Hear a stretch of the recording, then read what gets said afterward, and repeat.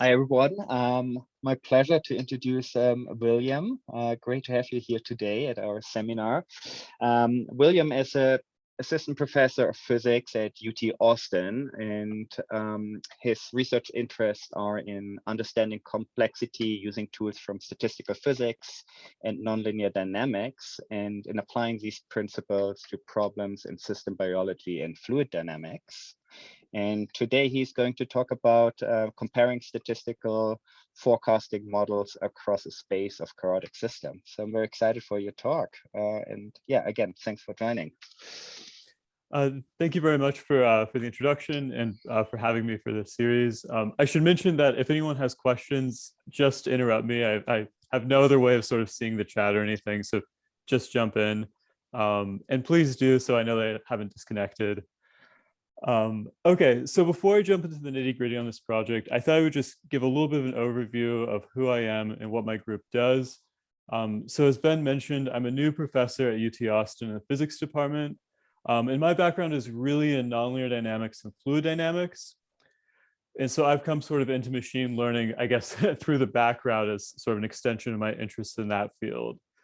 So the work I'm going to talk about today falls sort of under one part of my group that really focuses on revisiting classical ideas in nonlinear dynamics, questions related to observability and computability of complex systems. I'm just very interested in revisiting those ideas, maybe through the lens of some of these modern tools that people have been developing. The other side of what my group does, I won't talk about as much today, but I'm really interested in maybe applications, not just of machine learning and computational tools, but maybe more broadly of principles from computer science to understanding natural systems. Things like, can we think of computational principles guiding turbulent flows? And can we even do the same thing with something like biological systems? So I'm really interested in this interface maybe between scientific machine learning and problems in the natural sciences. Okay, so as someone coming from a physics background, what got me interested in machine learning was really through chaos, which is sort of a topic that comes up a lot in physics that has had a lot of interest historically, but which hasn't necessarily had as much analytical work available for it. So I think many of us probably have encountered chaos before in some form.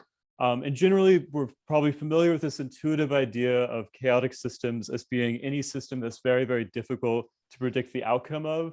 Maybe to put that a little bit more formally, a chaotic system is a subsystem where I give it some initial input and it gives me some output that's very, very sensitive to that input.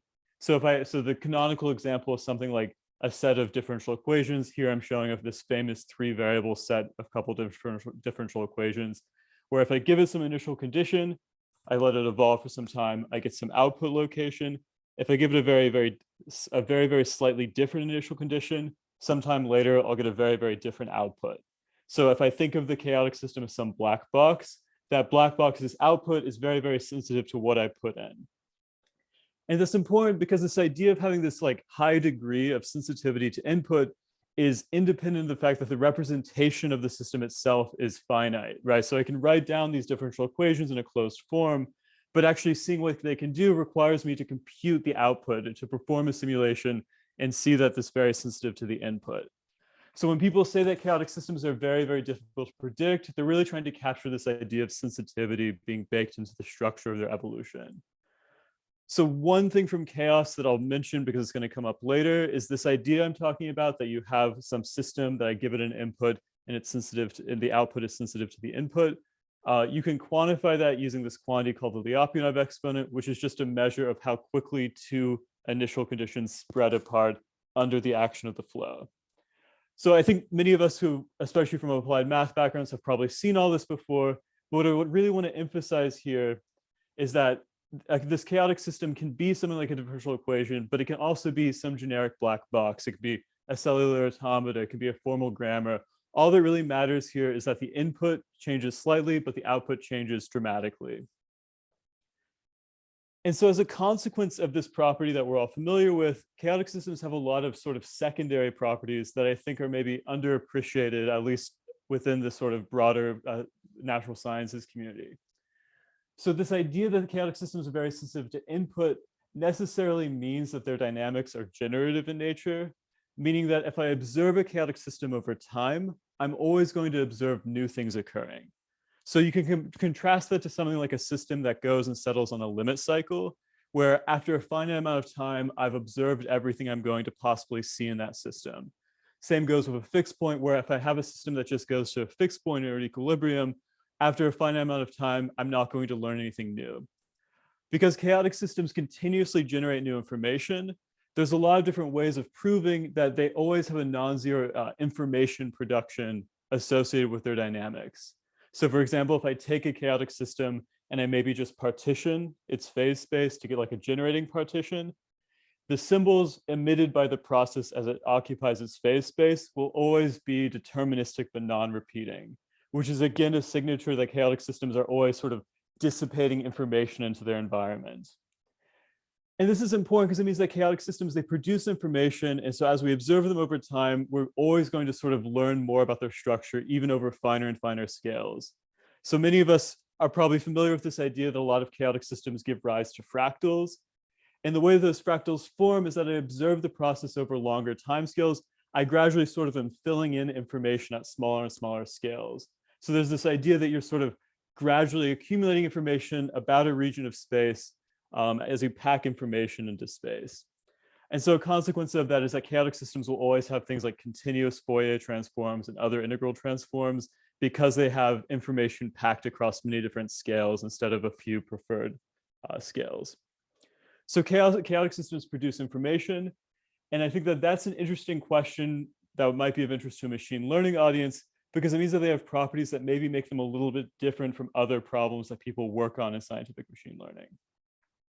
So I like to draw a contrast with a lot of typical machine learning problems, because oftentimes when we're working on a machine learning problem, we're really trying to take a really, really complex process and map it to some space where it becomes a simple problem. So for example, a lot of, let's say, image classification workflows, you might have some sort of really nasty set of images where it's very difficult to tell what the two classes are. But on some level, you hope that your model can take those complex images and map them to some space where they're sort of disentangled from each other, where it's very clear what the difference between the two classes are. And you could say the same thing for things like unsupervised learning, where maybe I've collected a bunch of variables, but I really only have some subset that I really care about. So I'd argue that a lot of machine learning problems, we're trying to have this complex representation that hides a very simple lane representation, whereas for a lot of chaotic systems, the complexity is in a sense irreducible. Because they're always producing more information, you're never going to be able to just reparameterize to remove the chaotic dynamics, right? There's no universe in which it would make sense to map the Lorentz attractor onto a limit cycle, at least not over any timescales that we'd be interested in. So I'd argue that chaotic systems are maybe worthy of our attention because of this property of continuously dissipating information. And purely sort of their physical properties give rise to interesting computational properties. Okay, so today I'm going to talk about a single project with a couple of different pieces to it.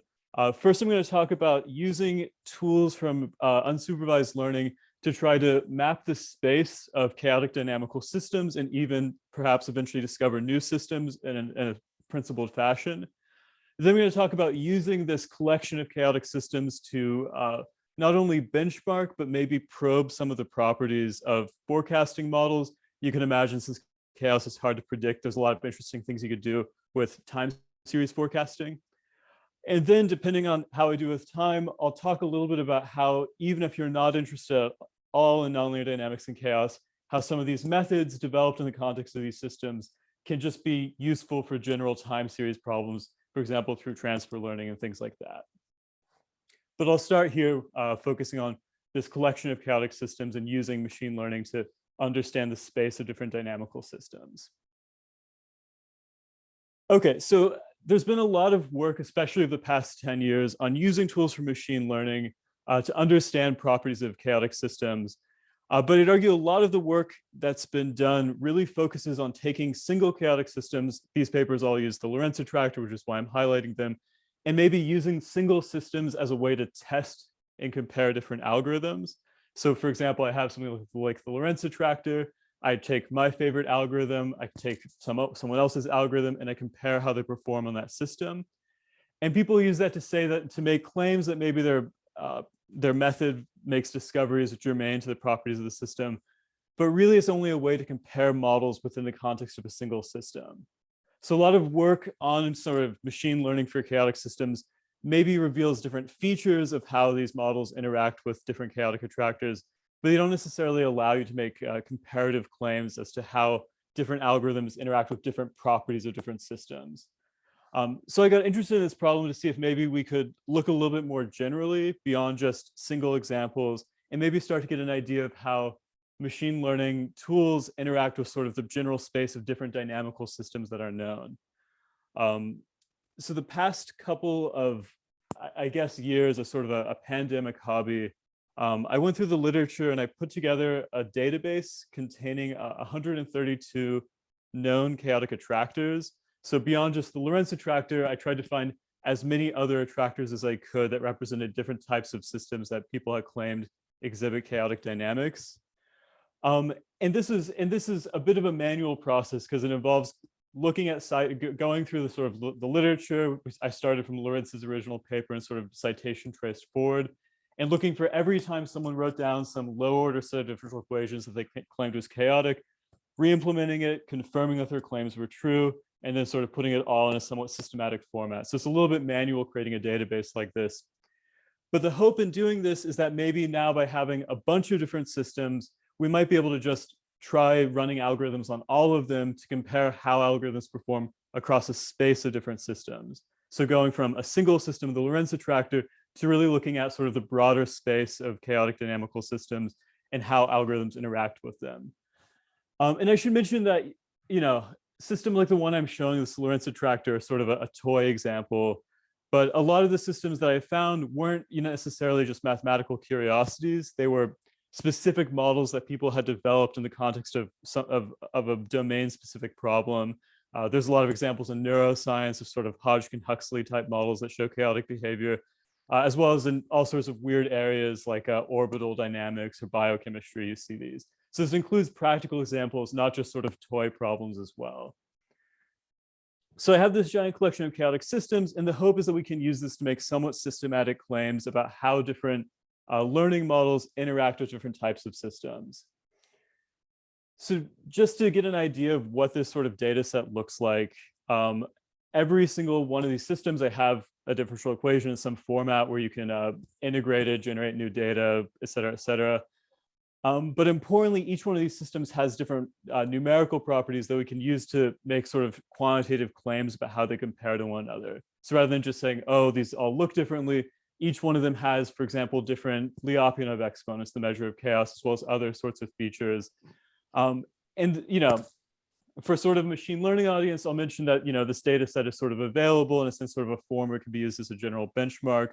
I won't focus on that today, but I'll just mention that it's all out there and it's sort of been cleaned up in a way to make it usable. Quick question. So all the examples you show here are pretty low dimensional problems, right? So is this typically typical for these type of systems, or do they exist some very high dimensional chaotic dynamical systems which are of interest as well? Yeah, so I definitely am focusing on low dimensional chaos, partly because as the number of dimensions increases, the probability that a system of coupled ODEs will exhibit chaos increases, I guess, as a power law. There's some results on that. Yeah.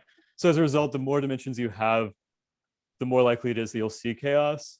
And so I decided to focus on sort of low dimensional attractors because those are, I think, more commonly studied as sort of these like example problems. Because once you get to enough coupled ODEs, you're essentially studying a PD at that point.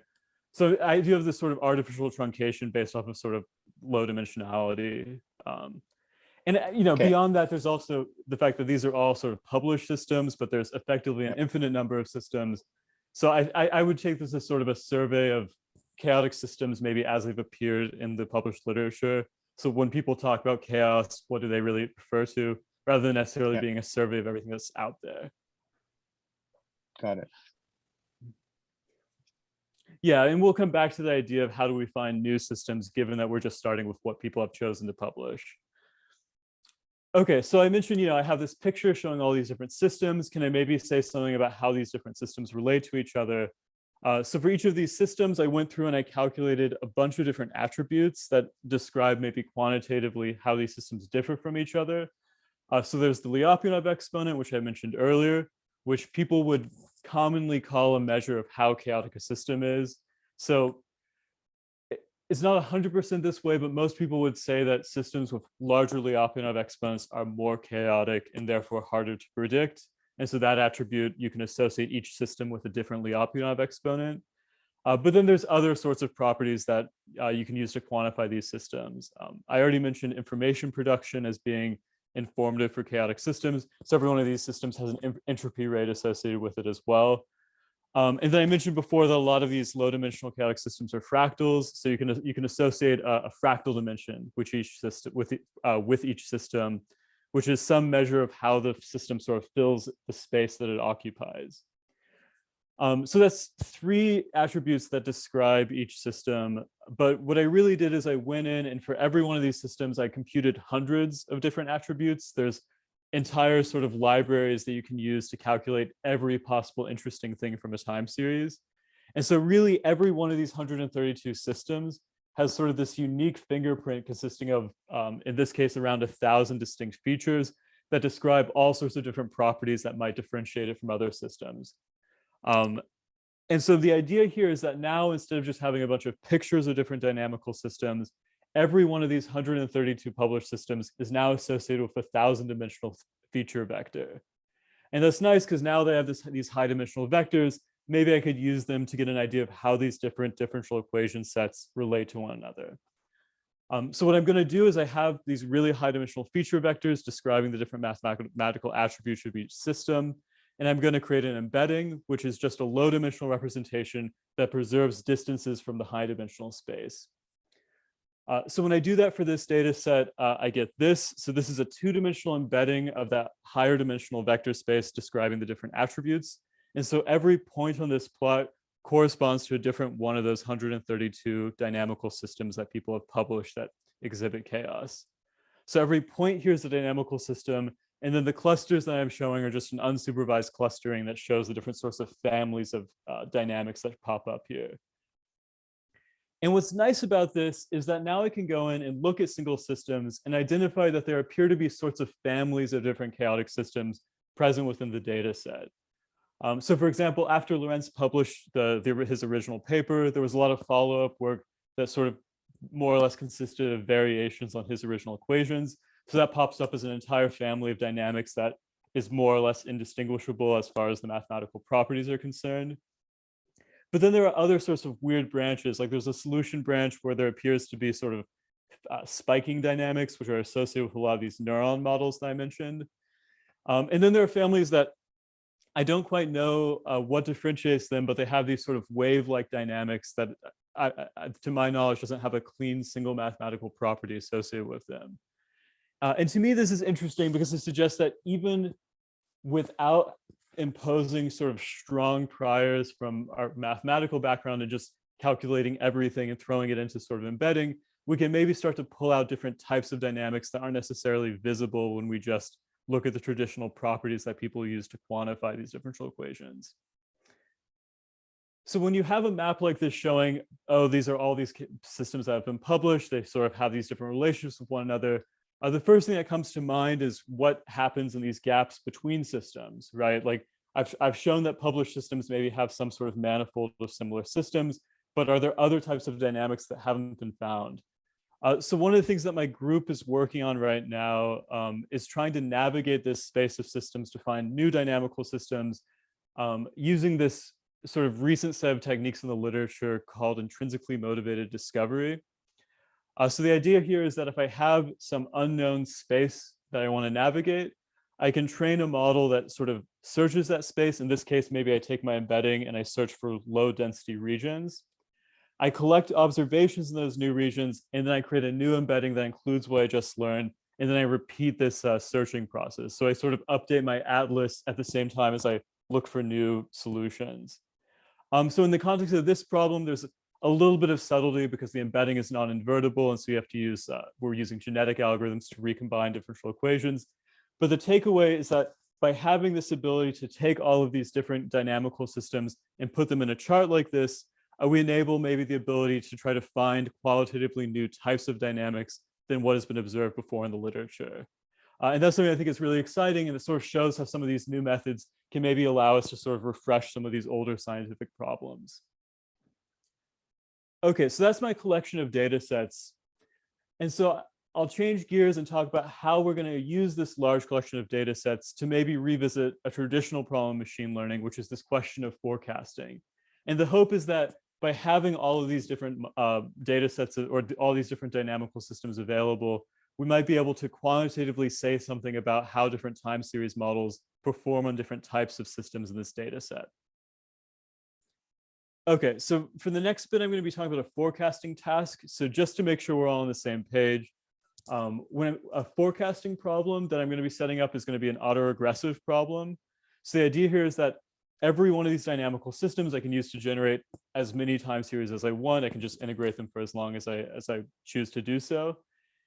And so for a time series, a forecasting problem is something like, given a time series, I want to train a model that takes a finite amount of time, so that's a finite window, and tries to forecast, in this case, the next time point in the time series. So the model has sort of two hyperparameters, which is the number of time points it sees at a given time, and then the number of time points into the future it tries to predict at a single time. And so for the problem we're solving today, we're going to treat that look back time as just a parameter to be tuned. And then we're just going to forecast a single point in the future at each point. And then if you want to forecast arbitrarily far into the future, you can do an autoregressive approach where you have your window, generate a forecast, you slide your window forward by one, then you forecast again, and you sort of rinse and repeat to propagate your dynamics arbitrarily far into the future.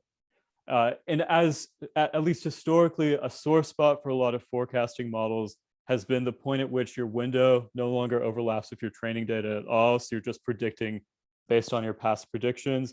That's where a lot of classical methods like linear models will start to sort of damp out and traditionally fail. Okay, so we're just trying to solve a regression problem, which is finding this function f that takes a finite number of points in a time series and gives me the next point. Okay, so that's the forecasting. So that's a general forecasting model, is finding this function f that maps a vector of time points to a single future point. And so I looked into trying to create a somewhat representative sample of the different ways that people have tried to solve this problem, both historically and using contemporary methods. So I created a collection of 16 somewhat representative models from the forecasting literature. A lot of the models are just variants of standard regression models. So there's a lot of people who use things like XGBoost for time series forecasting, and that works pretty well. A lot of the classical models do things like, for example, you can imagine solving this problem just using linear regression, just find some linear regression between these past values and these future time points. But a lot of the really well-performing ones nowadays use sort of a probabilistic approach, where you assume that your past time points are parameters of some high-dimensional probability distribution, and then your future values are sort of sampled from that high-dimensional distribution. And there are models that are sort of in the middle. A lot of models like GARCH or ARIMA are regressions based off of the mean and other moments of that distribution. So they sort of have aspects of being both linear and using probabilistic properties of your distribution. But importantly, a lot of classical models just treat this as sort of a general regression method. The other models that I included in my benchmark are a lot of more recent deep learning models that have at least empirically been shown to work really well for forecasting problems that people have tried the past couple of years. So a lot of methods that people are using for forecasting are similar to models that are used for other types of sequential data. So people use things like transformers or LSTMs for forecasting. But there also are a couple of models that have very specific modifications for time series data sets. So for example, a lot of the newer models, not as much for forecasting, but certainly for classification, a lot of the newer time series models use something called causal convolutions. So the idea is that if I have this window of values I'm going to feed into my model, I perform convolutions across those values where my kernel is strided in such a way so that data only flows forward in time.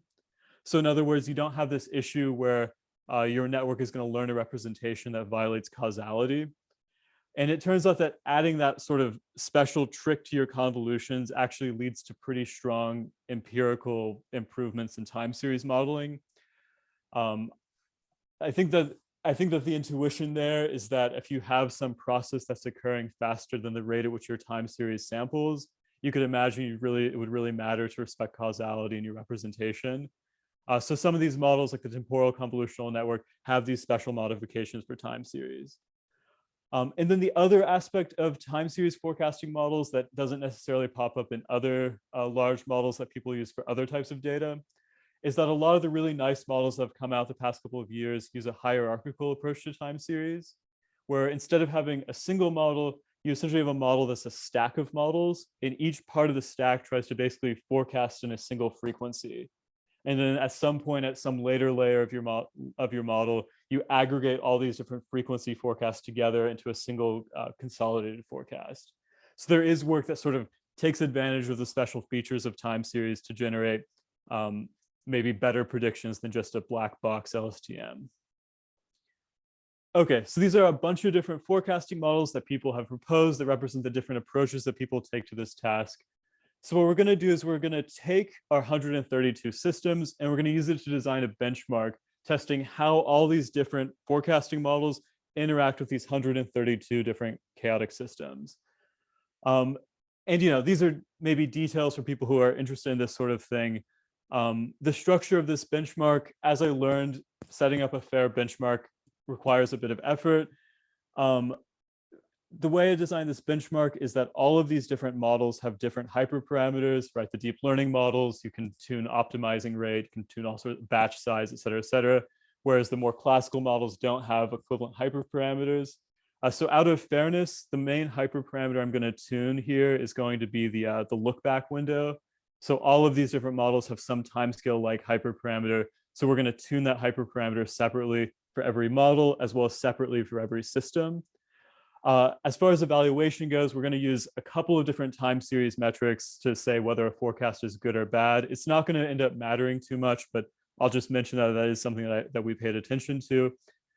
And then I'll just mention, I won't get into it today, but I did a replicate of all of my experiments when you add noise, as well as if you change the sampling rate of the time series, which is one knob you can imagine turning. So importantly, I have these 16 models. I'm going to train a benchmark where I test how well every one of these deep learning models forecasts each of these 132 systems. But we're going to treat every experiment as separate from the others with separate hyperparameter tuning and everything. And the hope is that we sort of are going to be as fair as possible to the different types of models that are present in the data set. Okay. So that's a lot of different models and a lot of tuning. So, it's a lot of computing resources on Harvard's clusters, but all of that can basically be summarized in the top of this slide. So this is all of my forecasting results across the 132 systems. So the distribution in the violin plot is a distribution across 132 systems, where a lower score is better. It means that you get a lower error on the forecasting task. And what I want to emphasize here is that the deep learning models pretty sharply outperformed all of the other time series models that I tried. And this was robust not just across the different systems, but also when you add noise or you change the granularity, the deep learning models pretty consistently overperformed. And this was something I thought was interesting because if you ask people in the forecasting community, there's not necessarily a consensus that deep learning models are better than classical models yet. But at least specific to chaotic systems, the deep learning models had a clear advantage that was very robust to different variations in the experiment.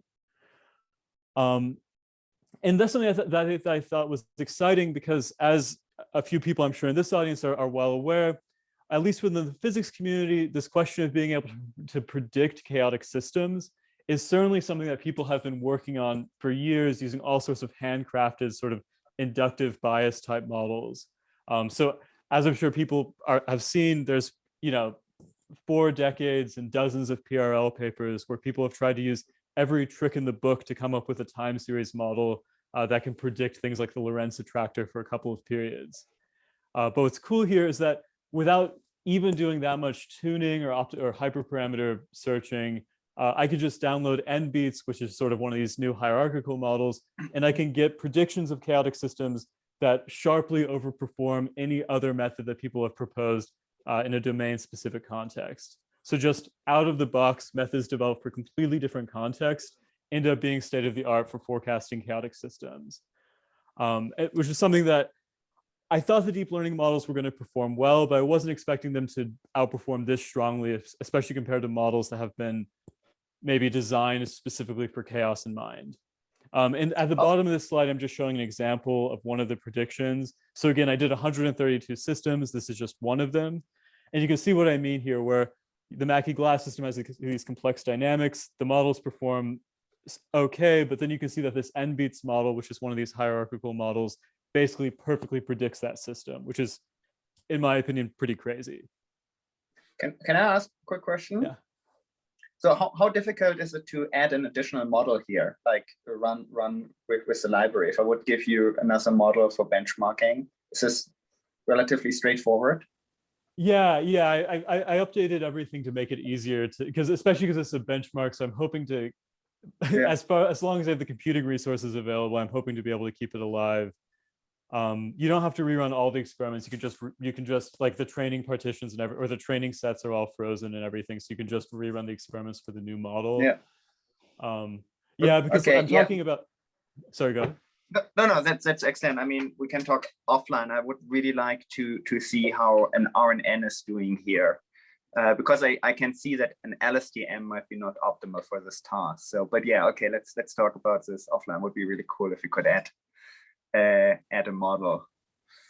Yeah, and it's funny, like I chose these models, and once I started running all these experiments, it's difficult to change anything about the benchmark. But there's tons of models that I'd like to try. For example, the neural ODEs, which I'm sure are of interest to many people here, they didn't make the final cut because there's not a single crystallized library for those yet. So I was worried about not being fair to them. But I'd like to include them within this as well, because at least anecdotally, they seem to do extremely well on this kind of problem, which maybe makes sense because these are all differential equations, but it still is interesting to see. Yeah. Okay, so right now I'm just saying, oh, these deep learning models do really well. But what's really exciting about this to me as someone with a physics background is that, I mentioned that physicists have developed all these custom solutions to forecasting chaos that all seem to underperform these deep learning models. So to me, that suggests this potential that maybe these deep learning models are picking up on something that we don't know about in these models. And this is an idea we'll come back to later, this idea that maybe there's properties of these chaotic systems that these deep learning models are able to observe that we don't necessarily know how to write down. So maybe to give a rough intuition for why I think the deep learning models do such a good job forecasting chaos, I think a lot of us probably have been following work that talks about operator methods for predicting chaotic systems. So the idea here is that there's been a lot of work the past couple of years discussing how nonlinear systems effectively act more linear if you lift them to higher dimensions. So in this cartoon, I'm showing a two-dimensional data set that has this nonlinear separation between classes. But when I lift it to a third dimension with a kernel, you can see that I now have a linear separation. And this is sort of the general intuition behind kernel methods in statistics. So there's been a lot of work from the dynamical systems community that's taken this intuition further to suggest that generally speaking, if you have a smooth dynamical system, if you lift it to sufficiently high dimensionality, you can basically flatten out the nonlinearity and cause it to act linear. And the more dimensions you lift it to, the longer the nonlinear system will act linear. And in fact, in principle, if you could lift it to infinite dimensions, you can make any nonlinear system act linear. That's sort of the idea behind Koopman operator theory. But at least in practice, it means that by lifting the dimensionality of a representation, we might be able to get better forecasts because it acts a little bit more linear for longer. And so my idea here is that the reason that these deep learning models perform so well is that even though the initial dimensionality is just the number of time points that gets fed into the model, within these big models, this representation is being fed into these layers with in some cases widths that are much larger than the input. And so you're effectively lifting your features to this higher dimensional space in a nonlinear way because there's all these layers and recombinations and nonlinearities. So you're lifting your features to this higher dimensional space and then rolling out a forecast. So you're sort of implicitly changing your dimensionality before forecasting, which might explain why these models with more parameters seem to forecast better. So that's my rough intuition for why I think these deep learning models do so well, at least on this specific problem. So maybe to look at that idea a little bit more systematically, If I look at some of the examples from my data set, so from these 132 systems, and I look at how my different forecasting models performed, one of the things that really stood out to me is that if you asked a physicist, people would say that the Lyapunov exponent is sort of the end of the story here. More chaotic systems have higher Lyapunov exponents and are therefore harder to predict. But at least in practice, I didn't notice that that was the case. It certainly is true that systems that are non-chaotic or only very weakly chaotic were easier to predict. But when you get to really strongly chaotic systems, it's not so obvious that the systems that have higher amounts of chaos as measured by Lyapunov exponent are going to be harder to predict. And so that again got me interested in this idea that maybe these deep learning models can see something that we're not aware of. Because if you asked a physicist who doesn't care at all about machine learning about this problem, they would suggest that there would be a one-to-one correspondence because obviously more chaos is harder to predict. But clearly for these longer forecasting horizons, there's some other property that really is determining whether or not the system is predictable or not. So I took all of these 132 results across all these different models, and I just tried to systematically look at how these different models correlated with each other to get an idea of what this different property might be. So here I'm showing a bi-clustering where I took all of these different forecasting models, these are these different machine learning models, and I just clustered them based off of how much they correlated with each other. So a lighter value means that two models tended to predict the same systems well and the same systems poorly. And the thing I want to emphasize here is that the deep learning models actually correlate pretty well with one another. So, NBeats and an LSTM have very different internal architectures, but they actually agreed and disagreed on pretty similar sets of systems across the 132. And so that got me interested in whether these models, by virtue of their overparameterization, might be picking up on sort of common features, even though they have very divergent architectural choices. And importantly, if I go and I correlate the predictions with the Lyapunov exponent, the fractal dimension, all these different sort of handcrafted mathematical properties that describe chaotic systems, I didn't really see that strong of a relationship there. So again, none of these standard methods that mathematicians would tell you characterize chaos necessarily gave rise to weaker or better correlations. So again, this comes back to this idea of what is the property of these different systems that's determining the predictability, given that the Lyapunov exponent doesn't seem to tell the whole story. So I was interested in this, and so I went and I looked a little bit more carefully at what my training dynamics looked like. So here I'm picking 4 of the deep learning models, and all of these models are trained using some variant of gradient descent, so I have sort of continuous epoch-wise improvement in the model's performance. And so what I've done here is at every stage of training, I've just taken the model out, generated a forecast, then continued training, so you can sort of see how the representation improves as you train. And then I'm spacing logarithmically across time. So you see the early phases of training in more detail, and then it gets crazy at the end because we're jumping larger time points. And so what I want to emphasize across these different deep learning models is that you can see this is very easy to see in the transformer. So maybe that's the best one to focus on. Generally, all these models start by learning the sort of local fast timescale geometry of this like one side of the Lorentz attractor. And then at one point they sort of jump over and learn the other side. So this idea that you maybe start by learning your local geometry, and then you branch out to learning maybe the global structure of the attractor. And this I thought was actually pretty interesting because within the dynamical systems community, this idea that you have this sort of local geometry followed by this global geometry, this has a certain resonance with this idea that's been sort of kicked around in the literature for a couple of decades, which is this idea that chaotic systems can be formally decomposed into an infinite set of unstable periodic orbits. And those orbits, in a sense, form a measure for the dynamics. So I have my Lorentz attractor, I can write it as an infinite series of orbits, but those orbits have a weight associated with them that's tied to their stability. And so there's this entire sort of alternative formulation of chaotic dynamical systems in terms of these sort of essentially a partition function induced on the measure of chaotic orbits.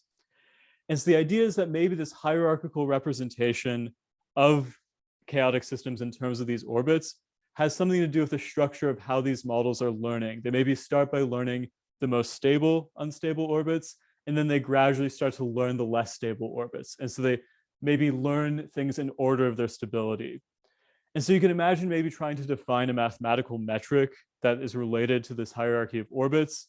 I won't get into that as much today because that's still work in progress, but we think it has something to do with the way that dissipation kicks you between orbits in a chaotic system, maybe tells us how these deep learning models choose to prioritize different aspects of the dynamics to learn. And so this is something that I'm excited about because it suggests that beyond just saying, oh, wow, machine learning is really good at predicting chaos, maybe these models can give us some clues as to some aspects of chaos that have maybe been overlooked by domain experts. Okay, so for the last bit, I just wanted to change gears and say I've just been talking about why I think chaos is cool, but for people who maybe aren't chaos super fans like me, can we use some of these ideas from these chaotic systems and maybe some of the tools that I've developed here as just a general purpose way of improving time series modeling? So if you're just someone who has a bunch of time series they want to work with, how can some of these ideas from chaos help you with your problem? So for this next bit, I'm going to be talking about how we can use chaotic systems to improve specifically on a more common time series problem of time series classification. So we're changing gears, and instead of talking about forecasting, we're going to focus on time series classification now. So the problem here is just like image classification. I have some time series. It's maybe from a healthy patient versus someone with an arrhythmia. And can I assign that to one of two classes? And this is a problem that I think has quite a bit of practical interest. There's a lot of existing work that's been done on this problem. There's a lot of models that exist for doing this. But generically, this idea of assigning a time series to one of two classes, you would have something like you'd have your training data set. So it's a supervised learning problem. So every time series has a label. You would extract features from your time series using whatever your favorite heuristic for featurizing a time series is. And then you would train some classifier on those features. So this is just a typical pipeline for time series classification. And so the question is, can I improve this pipeline using some of what I've learned from my chaotic dynamical systems data set? So the idea I had is relatively simple. So I have my standard classifier, training data, something that maybe converts it to features and trains a classifier and tells me if it's an arrhythmia or healthy or whatever my A or B classes are.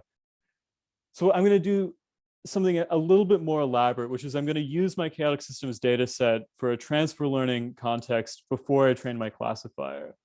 So the idea here is that my classification problem, has nothing to do with chaos in principle, but I'm going to take that training data set and I'm going to extract, let's say, the dominant time scale and a bunch of other sort of time series-like characteristics from it. So I'm going to maybe extract the properties of the training data, but not actually look at the training data itself. And so then I'm going to go and I'm going to take advantage of the fact that I have all of these differential equations. And so in principle, I have the capacity to generate arbitrary amounts of data from these dynamical systems. So I've been emphasizing this idea that chaotic systems are generative, they continuously produce information. So here we can actually use that to make a custom set of simulated data corresponding to these chaotic trajectories that are matched in some way to, let's say, the dominant timescales in the training data.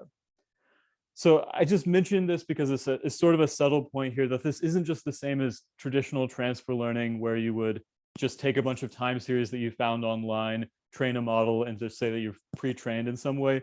Here we're generating new data to match features of the training data for our classification problem. So there's an extra step where we make new data from these chaotic dynamical systems, taking advantage of the fact that they have this ability to make arbitrary data. Okay, so I have my classification problem. I'm going to take some features of the training data and make a ton of time series, all from this 132 chaotic systems. So then I'm going to take that idea and I'm going to use it to train a transfer learning pipeline. So the idea is I'm going to take all this simulated data. So again, I haven't touched my training data yet, except to extract some of these properties like dominant timescales. I'm going to take this simulated data and use it to train an autoencoder, so just a model that maps the data back onto itself. And the idea here, this is common for a lot of transfer learning pipelines. The idea is that if you train that big unsupervised model that maps the data onto itself, that the intermediate layers of that network become very good at representing the dynamics in some way. So they essentially become a very good featurizer for these dynamical systems. So I trained this model on the set of sort of synthetic data from the chaotic systems.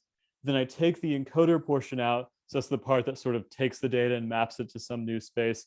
And then I'm just going to stick that encoder into my existing classification pipeline.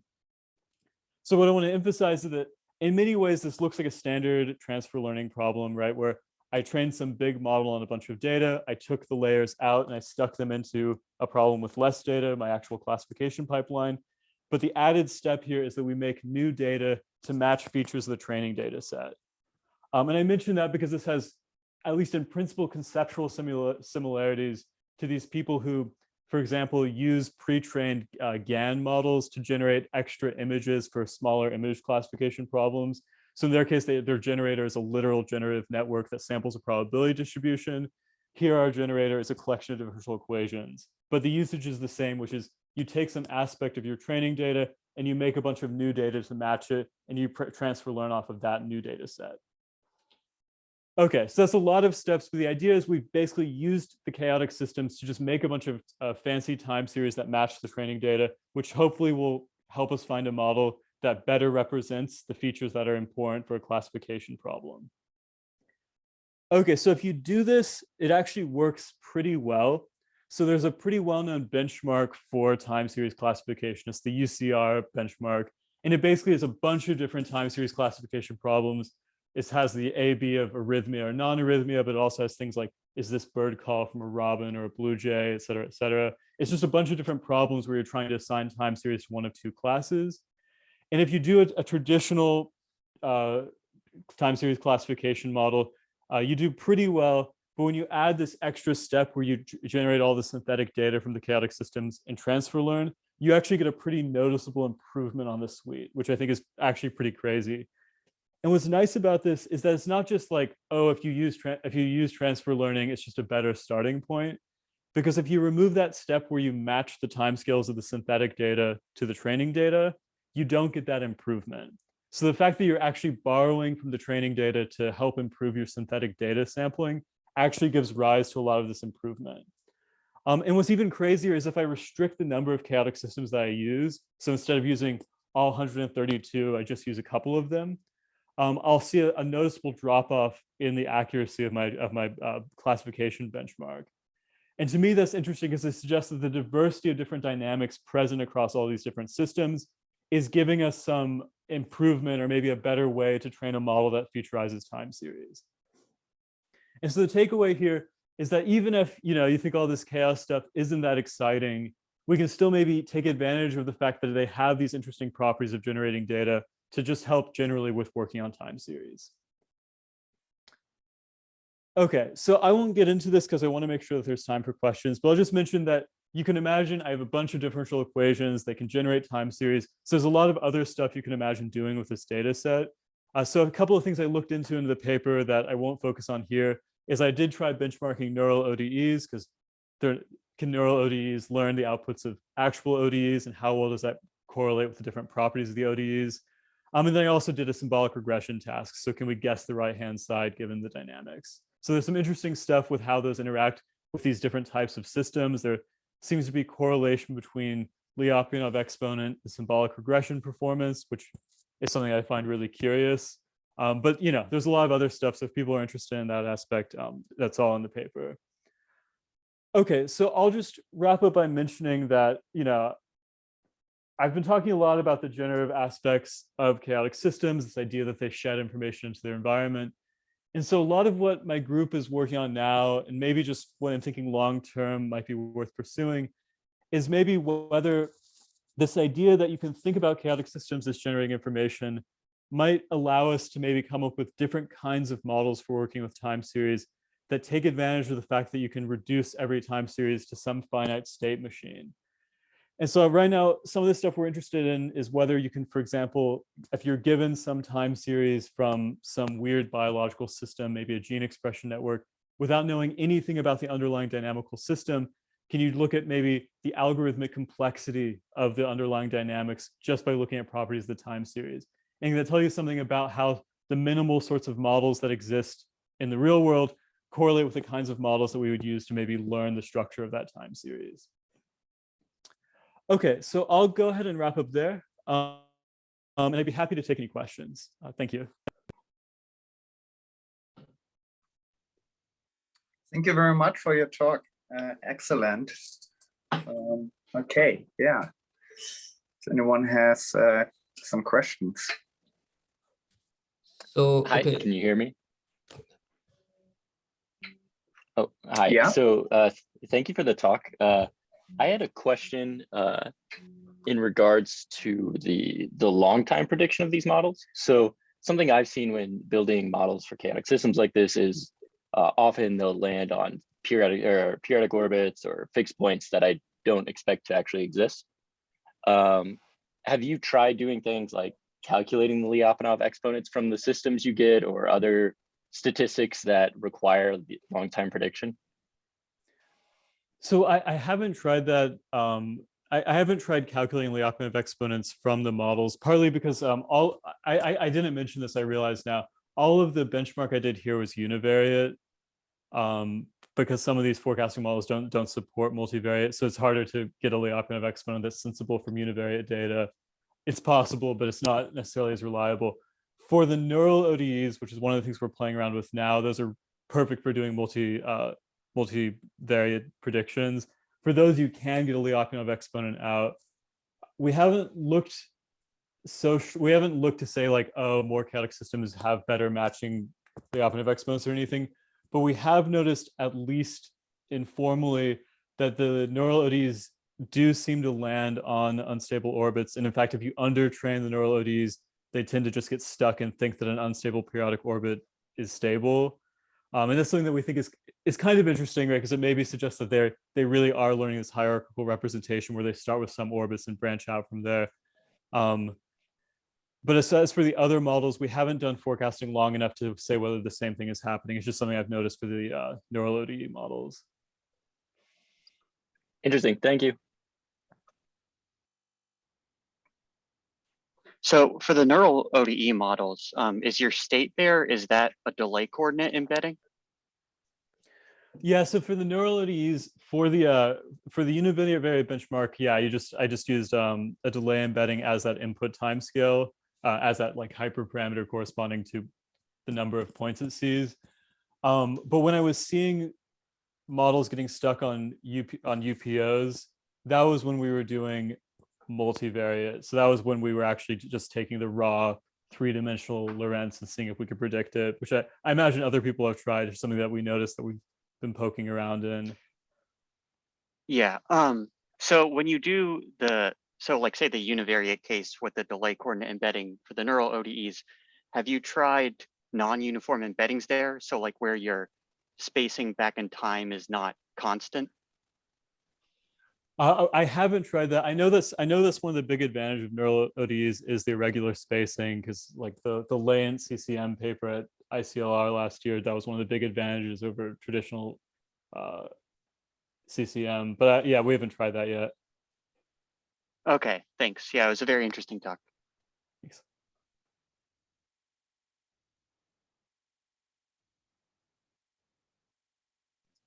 I have another question if no one else is lined up. So I was curious about this embedding that you did when you embedded all these chaotic systems. I'd never seen something like that. I thought it was very interesting. You did UMaps, is that right? I think. I was wondering if you had considered other sorts of embeddings, because with that embedding, you said it wasn't invertible, but if you were to do something just like PCA or these very simple sort of embeddings, maybe you could get more information from what's actually going on in these places where you don't see chaotic systems. Yeah, so that was something that we thought about, especially as I learned more about these intrinsically motivated discovery papers. They use a variational autoencoder to embed so that they can actually take a point in embedding space and get something back out. We haven't tried that yet, partly because one of the issues that I ran into with, for example, using an autoencoder to embed, right, is that if I invert the embedding, I get dynamics, but I don't necessarily get a differential equation out, which is why I've had to sort of use this hack where we recombine our differential equations to try to sort of manually find points. Yeah, so we've played around definitely with using autoencoders. I haven't done PCA, but I probably should just start with that. We haven't noticed maybe differences in the groups that form, but I agree that we probably would at least get maybe a more interpretable embedding itself. Yeah, and especially for this intrinsic discovery, that would be super useful. But we haven't tried that yet. Thanks. I mean, using PCA, I would be worried that you miss like all these interesting nonlinear dynamics or nonlinearity in the data you have, right? Because it just extracts some or just basically just a linear embedding. But yeah, I mean, there are other interesting, I think, techniques like TSNE or so, and they typically all lead to different pictures. That would be really interesting to compare.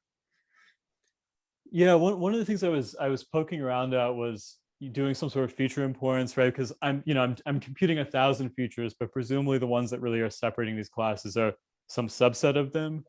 And it's interesting because it wasn't as simple as, oh, like really it's like just the Lyapunov exponents or what are separating this or something. Because my thought would be like, if I use PCA or something, that maybe because I have these really high dimensional vectors, I either would just get noise because the separating components are sparse relative to the ones that are just sort of not informative. But if I do feature importance on, for example, my assigned labels versus the original features in the high dimensional vectors, it's weird because it's not really any of these traditional mathematical properties that separate it. Instead, it's some of these really ad hoc time series properties like the dominant wavelet coefficients or, variance of like the multi-scale entropy. And so I don't actually know how to interpret which features end up differentiating the systems that much. And one thing that does worry me is maybe that changes with the embedding method. I'm just not sure yet. Quick other question. So if you compare these different forecasting techniques, particularly deep learning versus classical techniques, how do you set the number of data points that you use for training? I mean, I assume you kind of were using a large number of data points, which is favorable at least for deep learning. But have you explored a little bit how sensitive performance is, like if you say only very limited number of data points, maybe a classical method might be more robust in these situations? Or yeah, so one of the things that I tried out was so I mentioned I tried 2 granularities. So all the results I'm showing are for the really fine sampling, so you have a lot of data that you're training on. But I also did a duplicate set of experiments where you have pretty low granularity. So you have like 100 time points that you're training on, then you're trying to forecast another 20 time points in the future. So relatively small time series.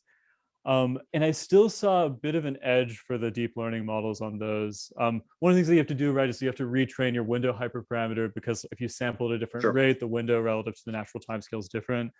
But I still saw an edge even when we were using relatively few data points because we were sampling at such a low frequency. But there's still, there's also this question of, I didn't include here, and I didn't look into this as much. For example, I chose a relatively long forecasting horizon in the sense that I chose 2 full periods, where a period is whatever the dominant time scale of the dynamics is. But for example, like ARIMA and some of these other classical models might really be better for those first few points, and maybe it's not as fair to expect them to go further out. I probably should have done this, but I think probably a scaling of forecast accuracy with distance in the future would probably be a nice plot to have. But I don't know what that looks like right now. And how long is roughly your window? So like the sequence you use as an input? So the amount of training data is several periods, but the actual window itself is so that's a tunable hyperparameter. But I tried to do like a few time points versus like 25% of the window versus like up to 50. I tried to like have a couple of values, and so for different granularities, the actual number of points scales, but it's consistent relative to the dominant time scales. And so generally, as I think we'd expect, the deep learning models, when you tune hyperparameters, they favor getting as many points as possible, so they favor a larger window when you do the hyperparameter checking. Whereas again, consistent with the idea of ARIMA and things like that being more local models, they seem to favor shorter windows because they maybe get Yep. distracted if you give too many periods back. So that's one possible thing, is that maybe it's not really fair to use RMO to roll out predictions when really they're sort of local short time scale things. Yeah. Yeah. Yeah, okay, that's very interesting. I mean, yeah, I'm curious like how much long-term dependence matters in predicting these type of problems, and like that would kind of become more challenging if you use very long windows. But like if you have just like say 50 data points or so in your window, I mean that's pretty short time series data. But yeah, okay, that's very exciting. Thanks.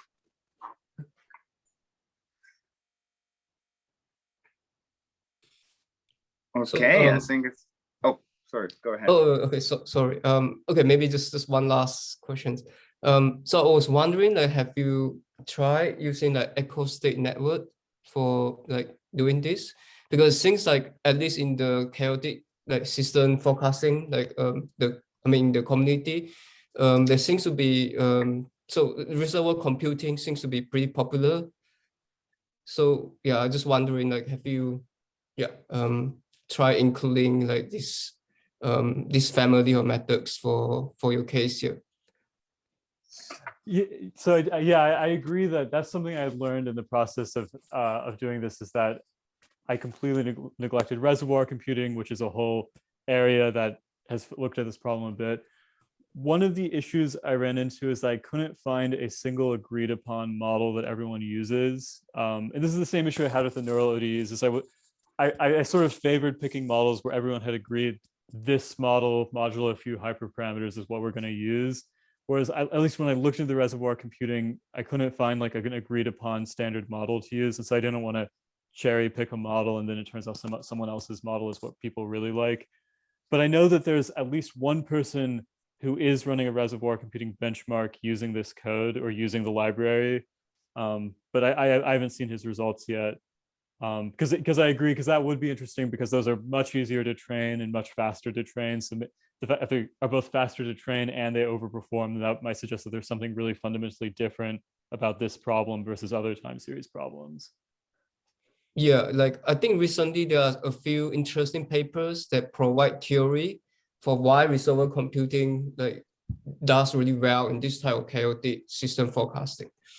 So yeah, so that's why I was just wondering, like it would be just like interesting to compare what you have here to some reservoir computing methods and see how things play out. Yeah, I agree, and I also think it would be really like particularly interesting to see, for example, how scaling with the size of the reservoir couples into different types of systems. For example, I mentioned there's this weird relationship with the Lyapunov exponent where past a certain point, it doesn't seem to correlate with prediction ability. But I wonder if it really is just sort of a like how many motifs can you learn in the time series, then a larger reservoir might make that correlation stronger. And so that would be an interesting experiment to try to see if that might help us pick apart what's going on here with the forecastability of these different systems.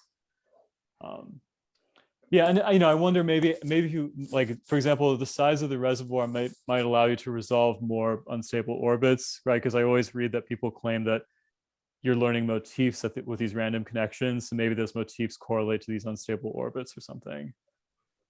Yeah, I think like I mean, as far as I know, the memory capacity of the reservoir computing system is so it provides sort of like yeah, I mean the dimension of the reservoir sort of like provide a bound for the memory capacity, but I think recently there's more refined theory that says more about this.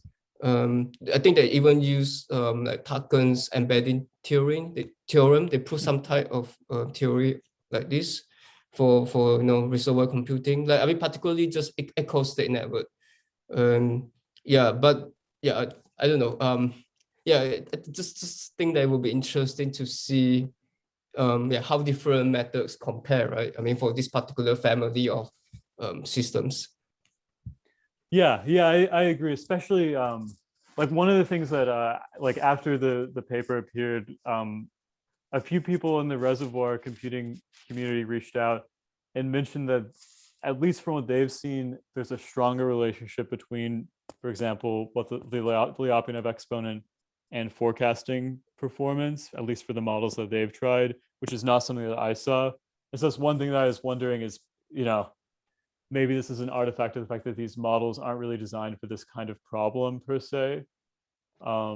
Yeah, that would be interesting because just mechanistically, that was just something very different is going on there than with these sort of ad hoc deep learning models. Yeah.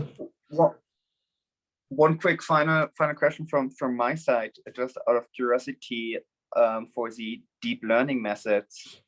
Have you fixed the number of parameters? I mean, might be a bit hard across these different architectures, but again, I think also like I think the performance might scale with like the dimensionality of those hidden layers, and I'm wondering if you have tried to justify for that, or you just picked like a default model with a default configuration. Yeah, so you're right that I stuck with default models because I was sort of thinking about it the way that a practitioner would, which is, I have my data set, I just will download some model and use it without changing too many things. But you're right, because for example, like the deep learning models all did very well, but they all have a ton of trainable parameters. Even though everyone is seeing the same amount of data, at least in principle, the deep learning models have the ability to maybe worst case scenario store more of the data. Yeah, I mean, so the deep learning models, they generally performed well, but for example, the transformer model has a lot more parameters. I think an order of magnitude more parameters than the NBeats model, but the NBeats model did a lot better on this problem. So yeah. I don't think it's not necessarily just a function of capacity, but that certainly could be part of it, because like maybe it's not really fair to ask ARIMA, which has an order of magnitude tau parameters, to compete with a model that has 10 times as many parameters. So that absolutely could be part of why there was such a separation here. Although, yeah, I mean, sure, yeah, there is some subtlety, because like I mentioned, like one of the things I tried was like a boosted random forest. And that has relatively few parameters, but did pretty well. So, but yeah, there certainly is probably a correlation there. There is some nuance to it, I think. Yeah, I was just wondering. I mean, I don't care so much about like the number parameter itself, but I mean, I think NBeats is like probably a deeper architecture, because you have several stages like what you do, which is fine as well. But it goes more back like to what you mentioned, like with Koopman, right? So I'm just wondering, like, if you can either increase the width or the depth. If you do that, if you find some latent space where suddenly this chaotic model becomes more, the dynamics becomes more nicely, so that you can predict the dynamics better or future states better. So yeah, it would be probably also an interesting experiment, starting kind of just picking one deep learning model and then increase like depth or widths and see how this affects performance. Yeah, because I guess my intuition, right, would be that, right, like more width is like lifting to more dimensions, but a deeper model is like using more nonlinear individual kernels. And so there's some, you need both, where you can't just lift in a bunch of linear dimensions. So there's some effective capacity there, I guess. Yeah, and even just doing like, probably the easiest thing to do would be to start with a multi-layer perceptron, where those are literally the two parameters of depth and width, and there's nothing else to mess with. Because NBeats is interesting, because NBeats, like there's variants of it that where they fix like a set of like kernels that they use, and then you're only training the weights of the kernels, not the actual full kernel itself. So there's a lot of like very specific things you can do with NBeats to make it more or less interpretable. Yeah. Okay, well, thank you so much for your talk again, and yeah, let's touch base soon to follow up. Yeah, that'd be great. Yeah, thank you very much for having me.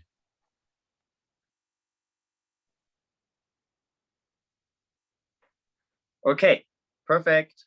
I finished. Bye-bye. All right, take care.